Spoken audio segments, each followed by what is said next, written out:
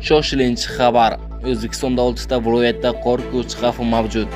Assalomu alaykum azizlar, Kun xabar kanaliga xush kelibsiz. Agar kanalimizda yangi bo'lib turgan bo'lsangiz, videorolikimiz ostiga bir dona like tugmachasini bosib, kanalimizga obuna bo'lib qo'yishni unutmang. O'zgidromet 6 ta viloyatda tog'li hududlarda qor ko'chishi xavfi borligini ogohlantirdi. Ma'lum qilinishicha 31 dekabr 2026 yil 5-yanvar kunlari kutilayotgan yog'ingarchilik hamda havo haroratining o'zgarishi sababli respublikaning tog'li hududlarida qor ko'chishi xavfi e'lon qilinadi.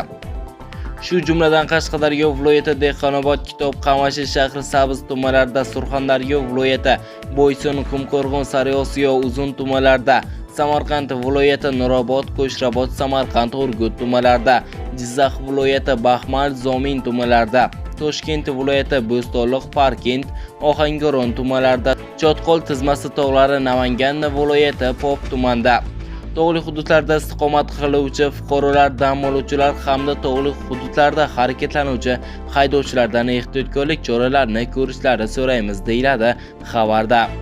O'zgidromet 2026 yil yanvar oyi uchun ob-havo prognozini e'lon qildi.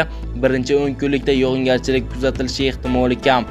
Ikkinchi 10 kunlikda harorat pasayib boradi. Uchinchi 10 kunlikda respublika shimolida kechasi 15-20 darajagacha sovuq bo'lishi mumkin. Sizga yetkazmoqchi bo'lgan ob-havo ma'lumotlarimiz mana shulardan iborat edi. Bizni kuzatishda davom eting.